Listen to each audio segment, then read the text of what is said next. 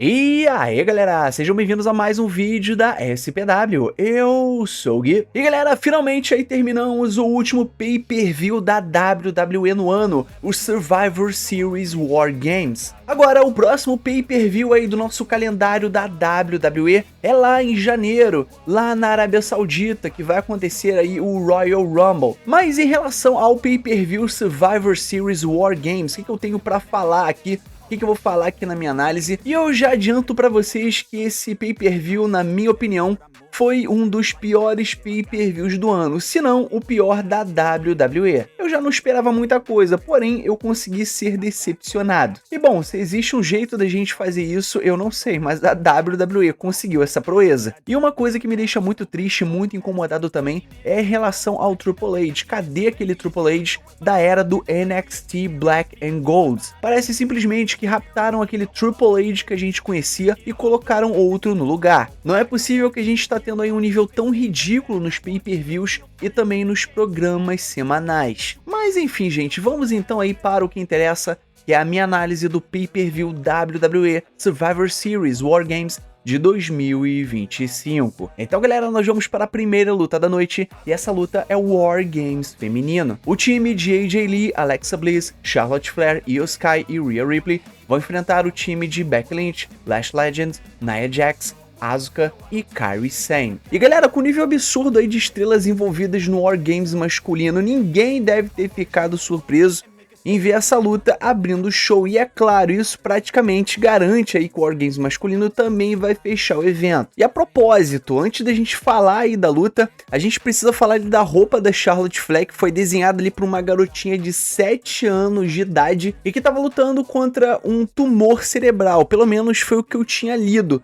E ela tava ali na primeira fileira no corredor, teve até um momento ali bastante legal da Charlotte Flair, formando ali um coração junto com ela, e foi um momento bastante legal aí pra poder começar o show. Então assim, eu sou um cara que critica bastante a Charlotte Flair, mas pô, agora, quando ela acerta, a gente precisa falar que acertou. E foi muito bacana esse momento. Agora falando do combate, gente, Charlotte Flair e Asuka abriram esse War Games, com o time da Charlotte tendo a vantagem em 5 minutos. E como ainda eram 4 da tarde em San Diego, pelo menos é o que eu tava vendo ali no relógio, e ainda tava de dia, tava aquele sol forte dentro de um estádio aberto, então eu fico imaginando que a galera deve ter sentido um calor infernal. E Io Sky entrou em seguida, dando aí o time de Babyfaces aí uma vantagem temporária. Ela veio trazendo ali uma tampa de lixo personalizada com o nome dela. Ela tentou fazer um salto duplo de um ringue pro outro, ela acabou escorregando e caiu um pouco antes da Asuka. Mas como a profissional que ela é, todo mundo sabe que ela é uma excelente profissional ali dentro do ringue,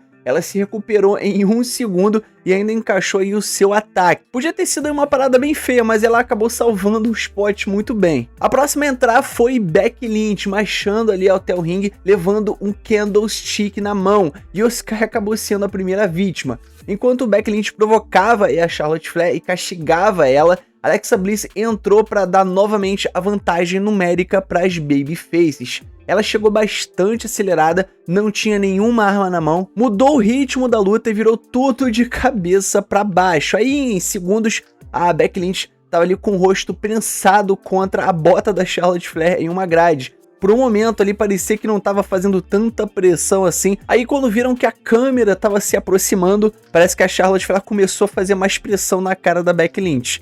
A Kairi Sane, ela entrou trazendo ali uma corrente e é estranho porque parecia que a corrente ela era uma corrente de plástico e não de metal, porque estava pintada ali de verde, se eu não me engano. E se você olhasse bem, parecia que realmente era uma corrente de brinquedo. Mas enfim, até aqui tudo fluía bem, embora em um ritmo um pouco mais lento, e é natural, gente. Não existem pinfalls ou submissões até que todas as lutadoras entrassem no ringue, então o combate ele fica mais cadenciado nessa fase inicial. A AJ Lee entrou logo depois, recebendo aí uma ótima reação do público de San Diego. A Becky acabou segurando o portão ali da jaula desesperada, para poder impedir que a AJ entrasse. Então a AJ ele pensou e simplesmente escalou a parede e entrou por cima da jaula. A cara de Becky Lynch foi impagável. Logo depois veio Nia Jax, que tava com uma roupa, digamos, bastante esquisita e que, bom, enfim, não foi algo bastante legal pros olhos, se é que você me entende. E pra quem não sabe, ela cresceu em San Diego e lutou com um traje inspirado aí no uniforme da City Connect, do San Diego Padres, que é o time de beisebol de lá. Mas pra mim, aquela roupa não ficou nem um pouco legal nela. E a próxima que entrou na luta foi Rhea Ripley. Todas as suas parceiras ali estavam sendo destruídas no ringue. Ela demorou o tempo necessário para poder entrar no ringue, e a entrada dela mudou totalmente aí o rumo do combate. A Rhea Ripley acabou aparecendo com uma máscara e um traje inspirado no Art of the Clown do filme Terrifier, e mais um ano a Rhea Ripley participa desse combate usando uma máscara assim para poder proteger o rosto dela. Se eu não me engano, ela teve o nariz quebrado. Parece que todo momento que tá perto aí dessa luta, ela resolve quebrar esse nariz. Parece que todo ano vai ser a mesma coisa. E ela entrou com uma lata de lixo com duas candlesticks envoltas ali com uma fita preta, para poder ficar mais ali com a cara dela. E a última a entrar antes do início oficial do War Games feminino foi Lash Legends. E olha só, gente, primeiro, a música dela é terrível. Eu não sei quem escolheu essa música para ela, mas pelo amor de Deus, alguém, por favor, mude essa música da Lash Legend. Fora também que ela entrou com uma reação zero do público, a música dela tocou, ela entrou e ninguém esboçou nenhuma reação. E é exatamente isso que acontece quando você estreia aí uma lutadora ou um lutador do NXT e você não tem nenhum tempo para uma apresentação aí para o público entender quem é aquele lutador. Então nesse momento a WWE só colheu o que plantou. E ela é de longe a mais jovem e menos experiente aí, mas tem uma presença bastante interessante. Do momento que ela entrou ali no War Games, ela aplicou alguns golpes bastante poderosos. Teve até um momento que ela pegou a Alexa Bliss, se eu não me engano foi a Alexa Bliss, e ela usou um Cobra Clutch na Alexa e ficou jogando ela pra lá e pra cá como se ela fosse uma boneca, né? Fora também que ela aplicou um Big Boots, que foi bastante poderoso, foi bastante impressionante.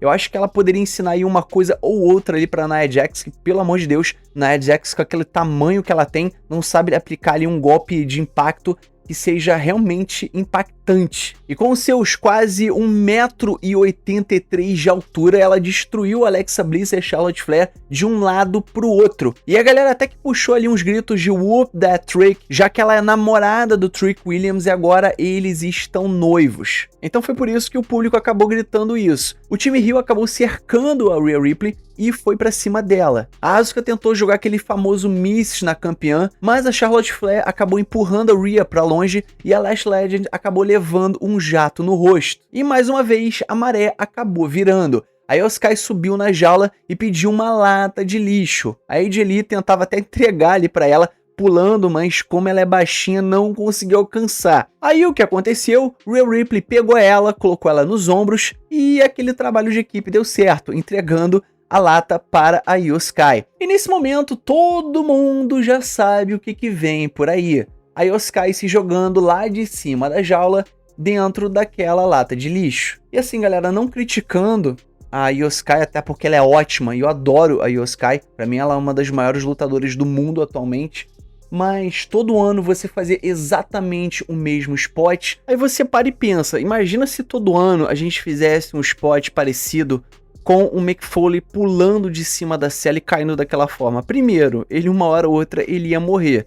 E segundo, uma hora não ia ser mais relevante e mais especial como era antes. A mesma coisa é esse spot da Io Sky. Quem também não lembra do Kofi Kingston no Royal Rumble, com aquele spot dele fora do ringue, tentando voltar pro ringue, e os pés não tocam no chão. Enfim, uma hora para de ser algo especial. Então exatamente foi dessa forma que eu vi esse spot. Falei, bom, eu já vi esse spot, eu já sei como é que vai acontecer, já vi que ela fazia isso na época do NXT, faz agora no main roster, então não vai mudar muita coisa, pra mim não tem nada de especial mais. Então foi isso que aconteceu, ela se jogou de cima da cela, derrubando quase todo mundo, quase, porque a Becky Lynch ela ficou de pé por alguns segundos, antes de ser atacada pelo time Face. Aí no fim, a Becky Lynch foi presa com Black Widow de AJ Lee e acabou batendo pra dar a vitória pro time das Babyfaces no War Games. E no geral, gente, pra mim foi uma luta, não foi nada demais, foi uma luta normal.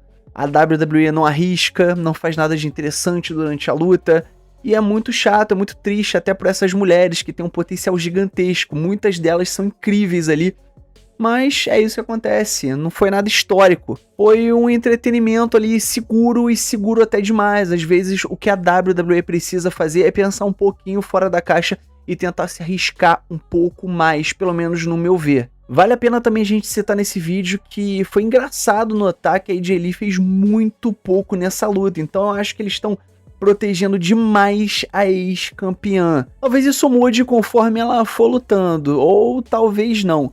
Mas é aquilo, gente, boa parte dessa luta aí eu fiquei quase com vontade de dormir, isso é muito chato falar nesse vídeo. E caso você esteja se perguntando, alguém sangrou? Será que alguém sangrou nessa luta? Pouquíssimas armas foram usadas, inclusive uma corrente de plástico, aquilo não era metal nem aqui nem na China. E no geral foi um War Games bem leve, bem seguro. E pelo que eu vi na internet, muita gente reclamou, falando que a luta foi extremamente chata. E não que eu esperasse que fosse ser aí um massacre da serra elétrica, o estilo AEW. As mulheres entram ali no ringue e 2 minutos de luta elas já estão sangrando. Porém, gente, eu queria ter visto aí um pouco mais de intensidade. Isso não ia fazer mal a ninguém. No fim das contas, foi praticamente uma luta de 10 mulheres que, por um acaso, aconteceu dentro de uma jaula envolvendo 2 ringues. E foi isso. E agora, galera, nós vamos para a próxima luta da noite. E essa luta é pelo cinturão intercontinental da WWE. O campeão John Cena vai defender o seu cinturão contra o desafiante Dominic Mysterio. E com isso, meu povo, chegamos no momento. Naquele momento, o último pay-per-view da carreira de John Cena e o penúltimo combate dele como lutador profissional. Dominic Mysterio entrou acompanhado de Roxanne Perez e Raquel Rodrigues. Os outros membros aí do Judgment Day não apareceram por enquanto,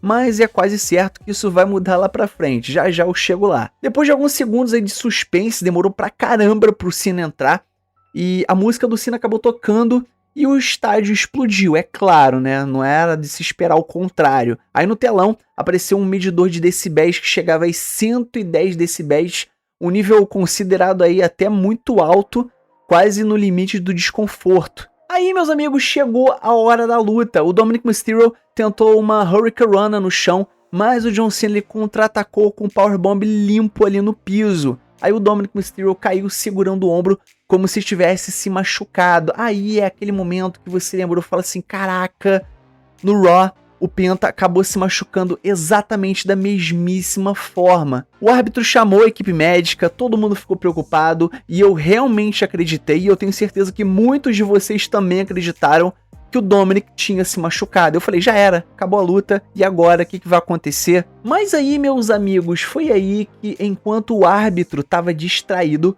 Raquel Rodrigues e Roxanne Perez entraram no ringue. Raquel acertou um Terrana Bomb e John Cena, e Roxanne mandou aquele seu famoso Pop Rocks. O Dom, magicamente, ele se recuperou, voltou pro ringue, mostrando ali que tudo não passava de armação. Não é à toa que o nome dele é Dirty Dominic Mysterio.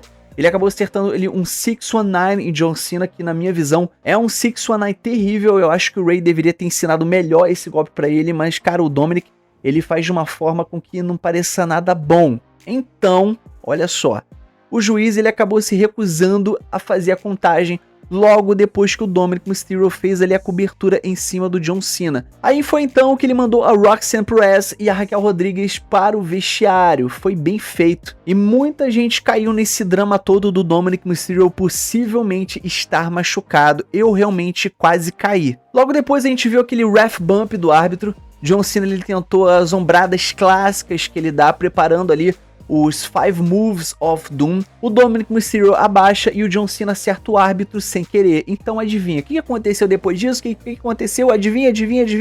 Finn Balor e JD McDonagh aparecem para atacar John Cena. A vantagem ela dura muito pouco, porque o John Cena levanta os dois ao mesmo tempo e aplica um Attitude Adjustment duplo, mostrando uma força absurda, mesmo depois de tantos anos de carreira. O John Cena, ele acertou o AA no Dominic Mysterio e chamou outro árbitro, mas o que aconteceu logo depois? A música de Liv Morgan toca. Ela entrou sorrindo pro Dominic Mysterio, mas dá um tapa na cara dele logo em seguida. Na hora que eu olhei, falei assim, caraca, será que ela vai se virar contra o Dominic Mysterio? Pera aí, calma, alguma coisa vai acontecer depois disso. E realmente, depois disso, ela se jogou ali nos braços do John Cena, abraçou, e o que aconteceu logo em seguida? O sorriso dela virou uma expressão macabra. E cara, eu vou te falar, realmente, quando você olhou pra cara dela, ela fez uma expressão totalmente satânica. Aquela mulher parecia que estava possuída pelo capeta, pelo demônio. E lembrou até daquele momento que o John Cena virou heel quando abraçou o Cody Rhodes no Elimination Chamber. Foi então que ela desceu dos braços de John Cena e acertou um chute nos mini-cinas. O Dominic Mysterio aproveitou e acertou de novo aquele 619 ruim que ele dá, um Frog Splash seguido de um pin. Então nós temos aí um novo campeão intercontinental pela segunda vez, como praticamente todo mundo já imaginava. Foram exatamente 6 pessoas interferindo para poder ele ganhar. E sim, gente, isso vai irritar muita gente, só que convenhamos, não existia aí um cenário que Dominic Mysterio venceria o John Cena de forma limpa. Então eu acho que esse foi o melhor caminho para poder colocar o belt de novo no Dominic Mysterio. E aquela velha fórmula de sempre do Judgment Day mudou algo nesse combate? Não.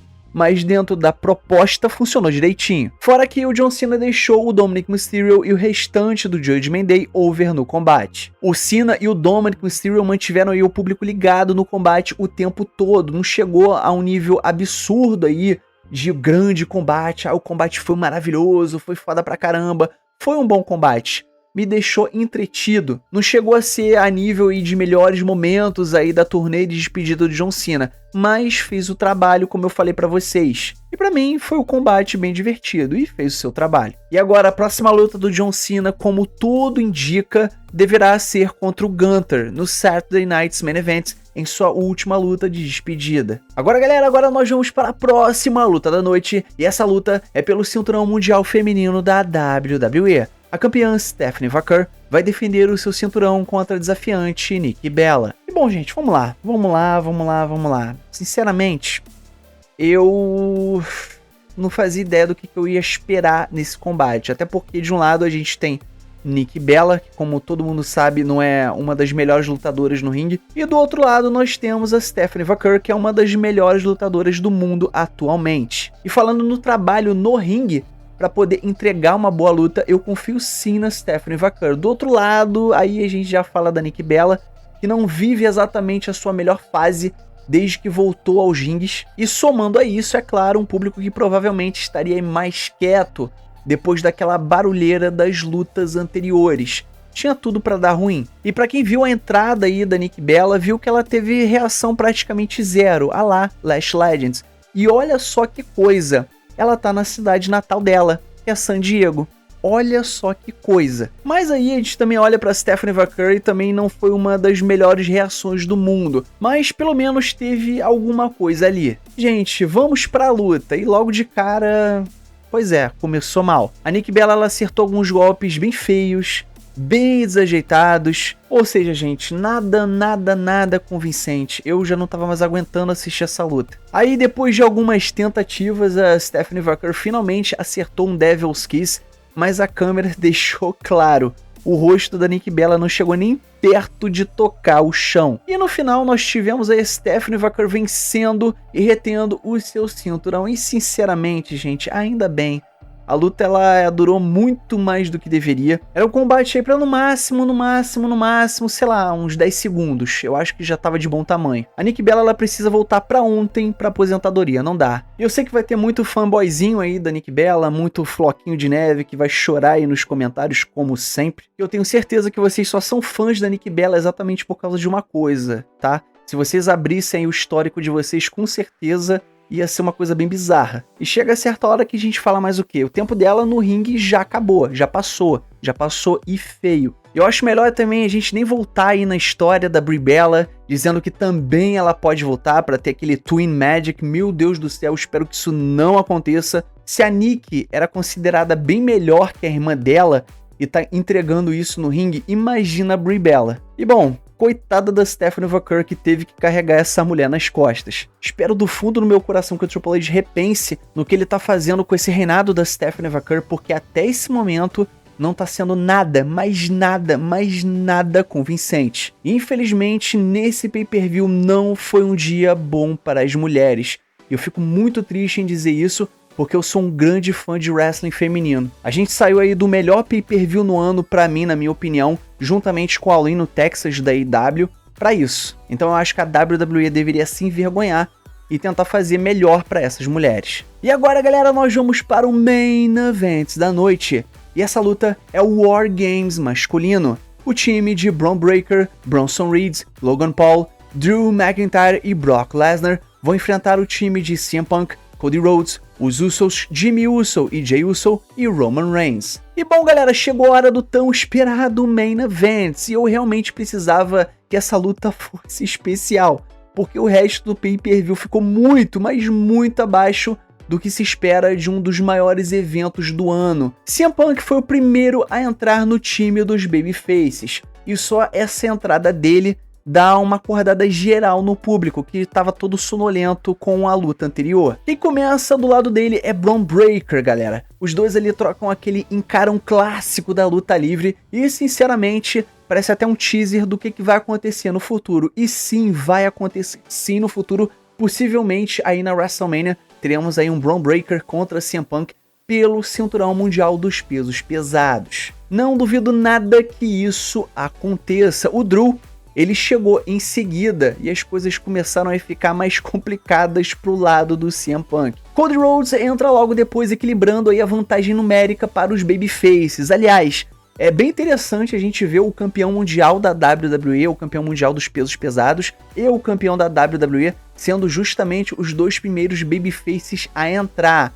Eu aposto que quase ninguém previu isso. Aí de repente o CM Punk aparece sangrando. A câmera, ela não mostra o momento exato, mas dá pra entender que aconteceu quando a cara dele foi jogada ali na grade. Aí, meus amigos, a gente teve um susto, mais um susto bem intenso, que foi quando o Bron Breakker ali tá nos ombros do Cody Rhodes e o CM Punk vem ali do alto para aplicar ali um Doomsday Device, aquele golpe que era característico dos Road Warriors e depois também dos Steiner Brothers, que era do tio dele, do Scott Steiner, e do pai dele, Rick Steiner. Só que o Bron Breakker caiu muito feio no chão. Gente, ele caiu direto de cabeça ali no chão. Aquele momento que ele caiu, eu falei, meu Deus, cara, agora ele se machucou pra valer. Pra mim, ele não ia levantar mais, que foi feio, a queda foi feia. Ficou a centímetros de uma lesão bastante séria. Logo depois, o Logan Paul entrou. O Bron não tinha aparecido mais desde a queda, mas aí sim que o Logan Paul pisa no ringue, a gente vê o Bron Breakker de pé atacando o CM Punk. Então ali nesse momento foi um ótimo sinal. Mas eu fiquei realmente com medo de ter alguma coisa séria ali. O CM Punk, ele tava sangrando, o Cody Rhodes já tava ali cheio de marcas e os Heels estavam dominando. Aí veio o Jimmy Uso, com direito ali a mesa sendo puxada debaixo do ringue, claro, pro delírio do público que ama uma mesa. Ele entra dominando, mas rapidamente é parado pelo Claymore Kick do Drew. A luta, ela desacelera quando os Heels vão revezando porrada ali nos Babyface.